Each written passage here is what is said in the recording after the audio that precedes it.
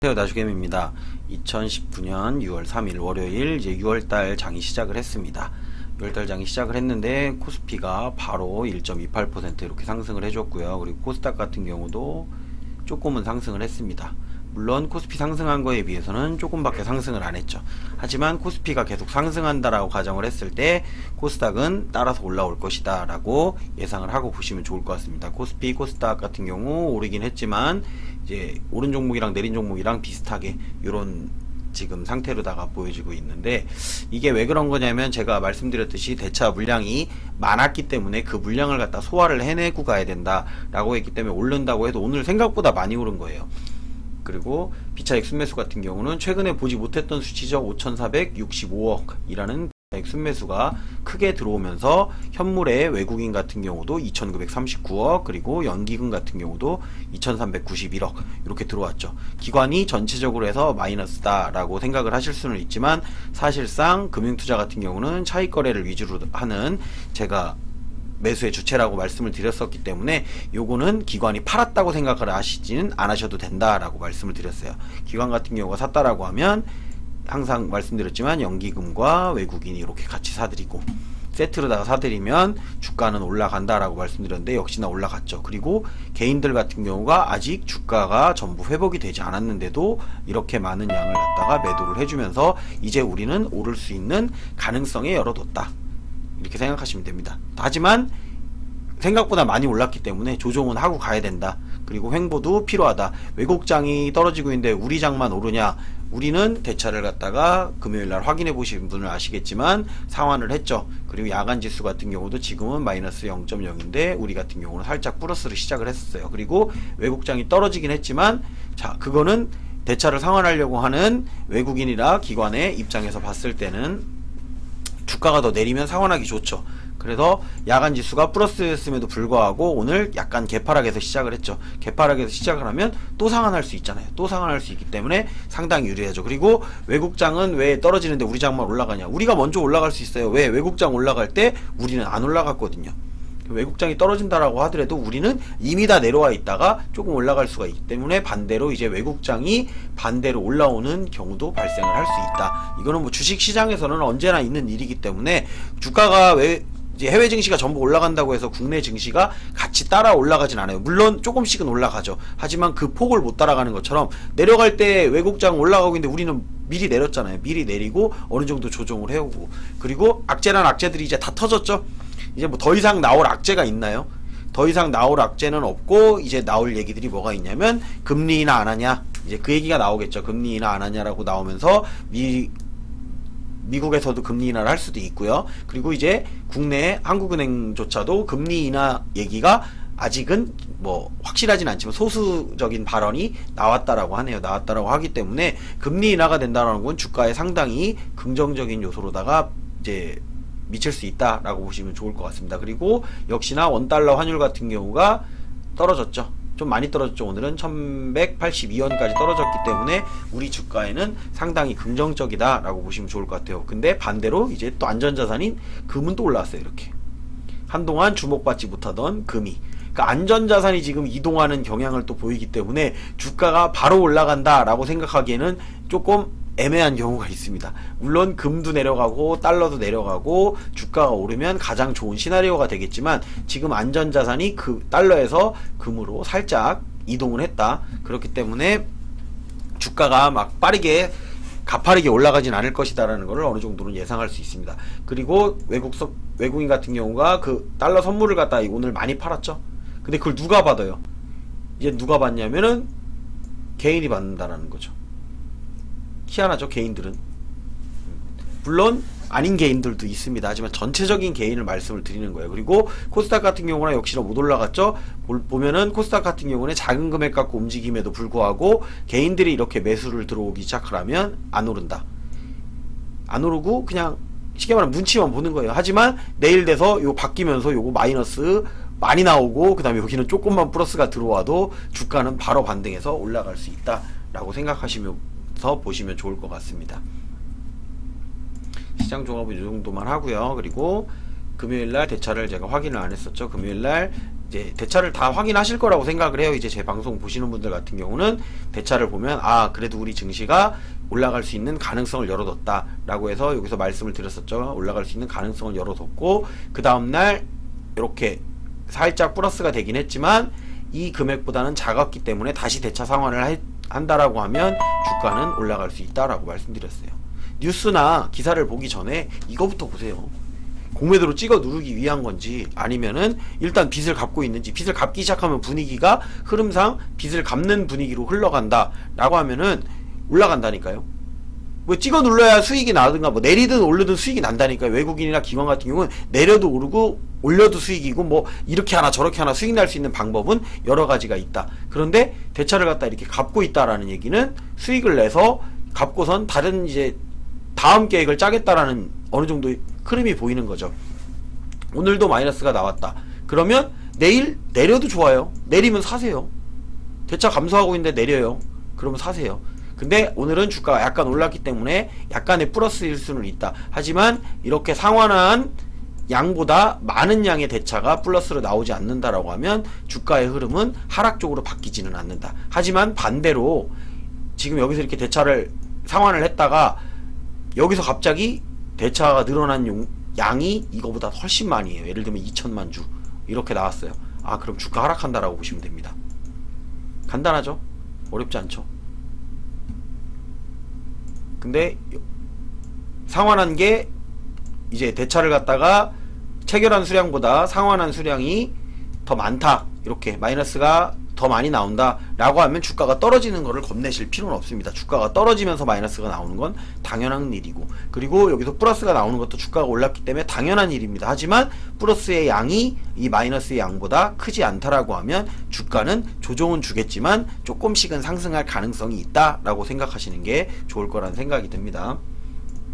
차트상으로 봤을 때도 오늘은 코스피죠. 코스피 같은 경우가 제가 말씀드렸던 이제 이 라인을 갖다가 넘어섰죠.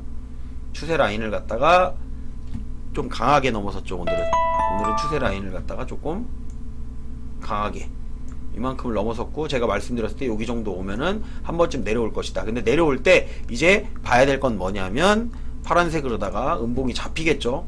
뭐 이제 여기로다가 시가가 여기서 시작할 수도 있어요. 시가가 여기서 시작한다 그러면 더 좋아요. 오히려 시가가 아래로 내려서 또 올라가면 되니까 이런 식으로 올라가면 되니까 좋은데, 그런 상황이 아니고 만약에 시간으로다 뜬다, 대차는 증가했다, 그렇게 해서 내린다고 했을 때 봐야 될 지점은 역시라도 이 라인이죠. 이 라인을 갖다가 지켜주는지 못 지켜주는지.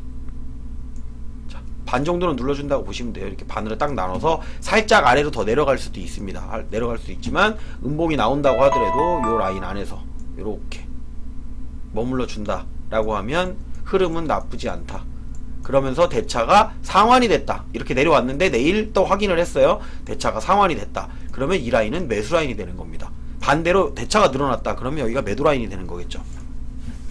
그렇게 양쪽을 갖다가 다 보시면서 여러분들이 살펴보시면 좋을 거라는 생각이 듭니다. 그리고 항상 말씀드리는 거지만 코스닥은 코스피가 움직이면 따라서 움직입니다. 코스닥 좀 올랐죠. 그리고 내린다고 하더라도 이제는 뭐 흐름상 완전 내리는 그런 흐름이 아니고 코스피가 지지를 해주고 있는 한 이 라인을 벗어나진 않는 구간 안에서 놀 수 있다. 그렇기 때문에 상승의 흐름을 이제 가져갈 수 있다라는 거죠. 그러고 난 다음에 내일 혹시라도 코스닥 많이 올랐는데 코스피가 안 올라요. 그러면 그 다음날 코스닥도 내린다, 그렇게 생각하시면 됩니다. 어렵지 않죠? 그렇게 보시면 주가는 흐름을 갖다 잡아가는 데는 좀 편하게 보실 수 있을 거라고 생각을 합니다. 그리고 뭐 저 같은 경우도 오늘 거래를 하긴 했지만 오늘은 뭐 큰 재미는 없었어요. 원래 올라가는 장은 재미가 없습니다. 올라가는 장은 확실하게 올라가는 것도 없고 빵빵 뛰는 것도 없어요. 대신 전체적으로 조금씩 다 올라가죠. 오늘 같은 경우는 이제 추가 매수한 종목으로는 보혜양조, 지난번에 조금 사놨던 거 요번에 물량을 좀 더 실었습니다. 그리고 로보로보 지난주에 샀던 거죠. 이것도 우리 뉴프라이드 같은 경우도 얼마 안 된 종목이고 다 이런 것들이 이제 추가 매수를 했고요. 그리고 분할 매도한 종목으로는 시작가에 좀 뜬 종목 있죠. 이렇게 다른 종목들 다 내려서 시작하는데 혼자 떠서 시작해요. 그러면 이게 날아갈 수도 있지만 내려올 수 있는 가능성이 더 많기 때문에 항상 시가에 뜨는 종목들 같은 경우는 제가 이렇게 분할 매도하는 모습을 볼 수가 있을 겁니다. 그리고 오늘은 전량 매도한 종목 중에 골프존이 있었죠. 골프존은 산 적도 없는데 언제 파냐 언제 팔았냐 이렇게 말씀하시는 분들이 있을 수 있어서 요거 제가 1년 가지고 있습니다. 1년 동안 처음에 샀을 때는 그냥 그 자리에서 계속 놀다가 한동안 쭉 내려갔어요. 한 마이너스 20%? 30%까지 내려갔던 것 같아요. 그러고 난 다음에 최근에 한 3달 정도 해가지고 꾸준히 올라왔는데, 보시면 아시겠지만 제가 중간에 한 번은 분할 매도를 했었습니다. 중간에 분할 매도를 했었는데 그 이후에도 한 달 이상 횡보를 가지고 왔어요. 근데 안 올라요. 조금씩밖에 안 올라. 팔으려고 하는데 조금씩 오를 때는 안 파는 거예요. 한번 올라가면 판다 라고 생각을 했는데 오늘 끝까지 올라버렸죠. 끝까지 오르면서 충분히 이제 수익 실현할 만한 구간이 왔기 때문에 이제 매도를 한 겁니다. 제가 1년 동안 4만원대로 가지고 있다가 4만원대로 가지고 있다가 이제야 전량 매도를 한 겁니다. 요거 같은 경우는 전량 매도를 해가지고 이제 수익 실현을 마감을 했고요. 그리고 요거는 이제 더 올라간다라고 해도 욕심은 안 내겠죠. 물량이 없기 때문에 물량 실기가 힘들었어요. 그래서 파는 것도 사실 어려웠어요. 장중에 팔으려고 해도 물량이 들어오는 게 뭐 몇 주 안 들어와요. 그러다 보니까 제가 종가에 동시효과로 해서 그나마 물량이 가장 몰리는 시간대에 매도를 한 거예요. 마찬가지로 키스트 같은 경우도 제가 이렇게 시초가에 좀 파는 이유가 뭐가 있냐면, 물량을 덜어내기에 가장 좋을 때가 언제냐면 시초가하고 종가입니다. 종가랑 시초가에는 물량이 많이 몰려요. 그 거래되는 가격대에서. 그렇기 때문에 내가 물량이 어느 정도 돼도 티 안 나게 팔 수 있는 그런 때가 시초가하고 종가, 이렇게 생각하시면 됩니다. 오히려 중간에 장중에 뭐 추가 매수를 한다거나 이럴 때도 보면 물량이 없는 종목 같은 경우는 추가 매수하기가 좀 어려운 경우가 있어요. 그래서 나눠서, 제가 막 살 때 보면은 되게 많이 나눠서 사죠. 살 때 보면 많이 나눠서 사는 이유가, 물량이 없는데 내가 물량을 받쳐버리거나 이렇게 위에를 막아버리면 그 흐름에 방해가 돼요. 그렇기 때문에 흐름에 방해되지 않는 정도 선에서만 물량을 갖다가 받치고, 물량을 위에다가 이제 팔 때도 마찬가지예요. 흐름에 방해되지 않는 정도로만 분할 매도를 하는 거고, 그 흐름에 방해가 되고 우리 세력 형님들에게 눈에 띄게 좀 큰 금액으로다가 내가 아래 받친다거나 위에다가 받친다라고 하면 거기를 안 뚫어주죠. 그렇기 때문에 적당한 금액, 그 물량에 따라서 달라요. 이제 어떤 종목이냐에 따라 다르고 얼만큼의 거래가 터지는 종목이냐에 따라서 금액을 갖다가 얼마치를 넣을지를 본인이 정하셔야 된다는 거죠. 아무거나 그냥 물량도 없는 거 갖고선 차트만 좋다고 해서 들어간다고 해서 들어가는 건 아닙니다.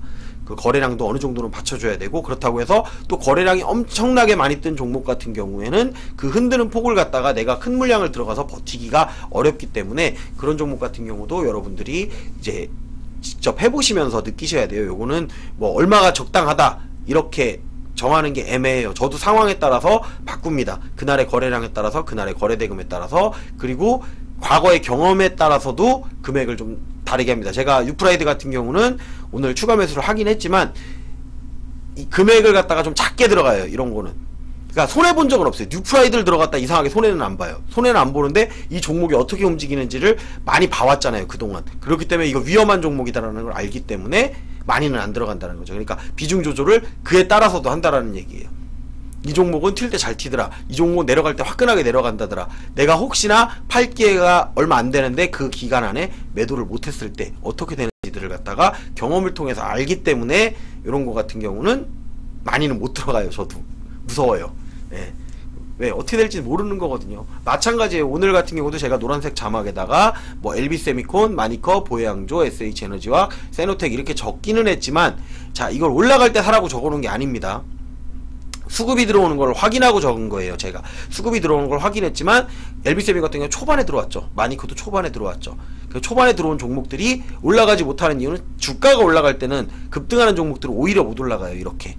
그리고 보양조 같은 경우도 마찬가지였죠. 그렇기 때문에 최대한 살 때는 조금 더 아래서 지지를 받는 걸 확인하고 사는 거죠. 오늘이 아닌 다른 날 수급이 들어올 가능성이 있기 때문에. 막상 수급이 들어올 때는 여러분 들어가기가 힘들어요. 크게 들어올 때는 정말 물량이 한꺼번에 확 올라가기 때문에 위로 산다라고 하면은 정말 꼭대기에 잡히는 경우가 있어서, 이제 저는 매도를 해나가는 라인인데 여러분들이 살 수도 있는 그런 라인이 되기 때문에 이제 약간은 미리 사는 경우가 있습니다. 수치를 확인하고 사는 게 가장 좋아요. 모든 거는. 근데 수치를 확인하기 전에 하는 거는 이제 어느 정도 경험하고 어느 정도의 이렇게 거래를 해보고선 미리 파악하는 방법들을 갖다가 조금 그냥 나름대로 공부해서 그거대로다가 사는 것 뿐입니다. 저도 여기서 갑자기 수치가 바뀐다라고 하면 대신 계획은 있죠. 내려가면 어떡할 거다, 올라가면 어떡할 거다라는 계획이 있을 뿐이지, 제가 샀다고 해서 주가가 뭐 무조건 올라간다 그런 건 없어요. 단지 확률은 그냥 정말 모르는 사람이 고르는 것보다는 조금 더 낫다 정도로만 봐주시고, 제가 매수 매도 하는 걸 봐주셨으면 좋겠습니다. 뭐 제가 최근에 샀던 것들 빵빵 뜨는 것들 많이 보셨을 거예요. 근데 또 그런 것만 보이시는 분들은 그런 것만 보니까 반대로 내려간 종목은 아직도 안 올라온 종목 많아요. 막 10%, 15% 빠져있는 종목들이 있습니다. 하지만은 그것들은 이제 기회가 올 때 다시 잡는다라는 개념으로 가는 겁니다. 그리고 이번 달 같은 경우는 이달의 종목이 검색식에 나왔습니다. 그래서 한진이 나왔는데, 요 이달의 종목 같은 경우 예전에 이제 저하고 같이 이제 2월달, 3월달, 4월달 이렇게 해보셨던 분들은 아실 거예요. 여기에 이달의 종목이라 그래가지고 나온다고 해서 그거를 나오자마자 첫날 바로 사는 게 아니라는 거예요. 아래쪽으로 내려가는 걸 충분히 보신 다음에 지켜보고 수급의 흐름이 들어올 때 들어오면, 요거 같은 경우는 갈 때 좀 크게 간다고 하면이에요. 안 갈 수도 있어요. 이번 달 내내 안 갈 수도 있다가 계속 내리다가 마지막 부분에 튀어 오를 수도 있고. 그런데 이제 지금까지로 봤을 때는 이달의 종목들은 튀긴 꼭 튀었어요. 말에 튀든 뭐 중간에 튀든 초반에 튀든 튀긴 튀어요. 좀 많이 튀어요. 요거는 튀면은 뭐 한 30%에서 40%까지도 나오는 종목들이기는 해요. 근데 언제 튈지는 모른다. 그리고 어디서 튀어 올릴지를 모르기 때문에 최대한 아래쪽에서 잡는 거를 갖다가 성공만 시킬 수 있다라고 하면 수익은 어느 정도 가져가실 수 있다라고 생각하고선 종목을 봐주셨으면 좋겠습니다. 아직 저도 안 샀습니다. 아직 저도 안 샀어요. 좀 더 보려고 눈치 싸움 하는 거죠. 말 그대로 여러분들도 주식하면서 눈치 싸움 하듯이 저도 이제 눈치 싸움을 하는 겁니다. 근데 저는 좀 불리하죠. 제가 사면 보이니까, 여러분이 사면 안 보이니까. 그러니까 사는 거를 갖다 아예 저는 공개를 해놓고 있기 때문에, 제가 매수할 때 매도할 때를 갖다 여러분들이 보기 때문에 어떻게 보면 제가 불리할 수 있어요. 어떻게 보면 아니고 상당히 불리한 거죠. 내 패는 다 까고선 하는 거니까. 물론 금액적인 부분을 까진 않았어요. 얼마를 사서 얼마를 매도하고 분할 매도하는 방법이라든지 이런 것들은 말로만 설명을 드렸지 제가 보여드리진 않아요. 그것까지 보여드리면, 그것까지 실시간으로 보여드리면은 너무 불리해요, 제가. 그렇기 때문에 어느 정도 불리함을 갖다가 이제 저도 안고 가고 있다라고 생각하면 됩니다. 그래도 수익은 나고 있다라는 거를 여러분들에게 보여드리고 있는 거예요. 그 방송에서 전문가라고 하시는 분들이나 뭐 수익 나는 영상만 해가지고 올리시는 분들이 있는데, 실제로다가 뭔 거래를 하는지를 갖다가 실시간으로 다 보여주는 분은 없다라는 겁니다. 전부 다 내가 하는 거, 그 중에 이제 수익 나는 것만 보여주는 게 아니고 녹방으로 보여주는 게 아니잖아요. 저 같은 경우는 지금 이 녹방도 실시간 방송을 갖다가 토대로 해서 하는 겁니다. 그렇기 때문에 어떤 분들이 보면 아, 수익 되게 안 나네 이렇게 생각하실 수 있어요. 왜? 수익 나는 것만 보여주는 사람들만 보니까. 수익 안 나는 건 안 보여주거든요.